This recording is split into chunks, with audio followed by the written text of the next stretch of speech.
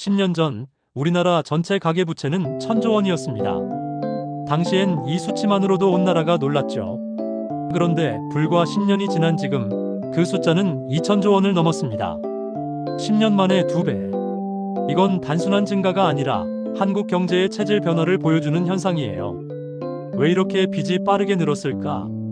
첫째, 저금리의 유혹이 컸습니다. 2010년대 중반부터 2021년까지 한국은행 기준금리는 1%대에 머물렀죠. 돈 빌리는 게 너무 쉬웠어요. 은행 창구에 가면 대출금리 2%입니다. 이 한마디에 사람들은 망설이지 않았습니다. 그때 집값은 오르고 주식은 폭등하고 코인은 날아다녔어요. 그래서 사람들은 이렇게 생각했죠. 지금 안 빌리면 기회를 놓친다. 결국 대출이 투자의 연료가 되었고 그게 곧 가계부채의 폭발적 성장으로 이어졌습니다.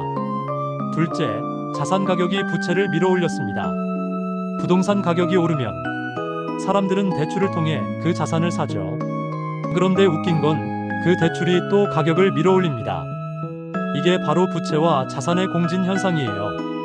2015년 서울 아파트 평균 가격은 5억 원대, 2025년엔 12억 원을 넘어섰죠. 그만큼 대출금도 커졌습니다. 이 정도면 감당할 수 있겠지라고 시작했지만 지금은 이자가 집세보다 더 무거운 시대가 됐어요. 셋째, 소비와 대출의 경계가 사라졌습니다. 예전엔 빚을 부끄러운 것으로 여겼어요. 하지만 지금은 생활의 일부가 됐죠. 카드론, 리볼빙, 마이너스 통장, 전세대출, 주담대. 이 단어들은 이제 일상 언어입니다. 통계청 조사에 따르면 성인 10명 중 7명이 대출을 가지고 있고 그중 절반 이상이 2개 이상의 금융기관에 빚이 있습니다. 즉, 대출이 이제 생존의 수단이 되어버린 겁니다. 그럼 2,000조 원의 부채는 우리 경제에 어떤 의미일까? 첫째, 금리가 조금만 올라가도 가계가 흔들립니다. 예를 들어 금리가 1% 오르면 가계 전체의 연이자 부담이 약 20조 원 늘어납니다. 이는 중소기업 전체 영업이익보다 큽니다. 둘째, 소비가 위축됩니다. 대출이 많아질수록 사람들은 지출을 줄입니다. 이자 갚느라 허리띠를 졸라매는 사회가 되는 거죠. 이게 경기 둔화로 이어집니다. 셋째, 부동산 시장의 불안정성입니다. 가계부채는 대부분 주택담보대출이에요. 집값이 떨어지면 부채 비율이 치솟고 은행은 리스크를 줄이기 위해 대출을 더 조입니다. 결국 악순환이 시작되죠. 정부와 금융당국은 이 문제를 어떻게 보고 있을까?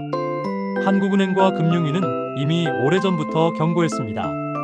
가계부채는 한국 경제의 뇌관이다. 최근엔 총량 규제, DSR, LTV 같은 대출 제한 정책이 강화되고 있죠.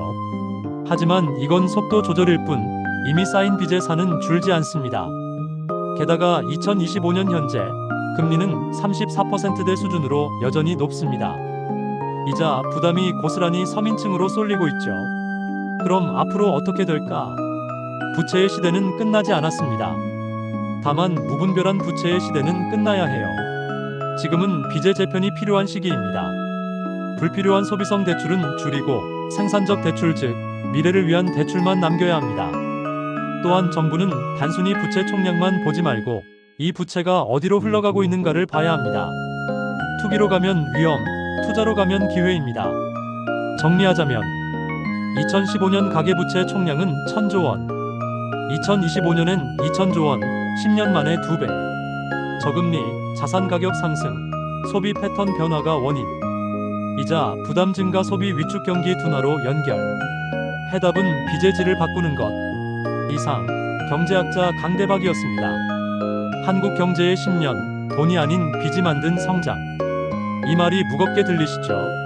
하지만 이건 끝이 아니라 새로운 균형을 찾아가는 과정입니다.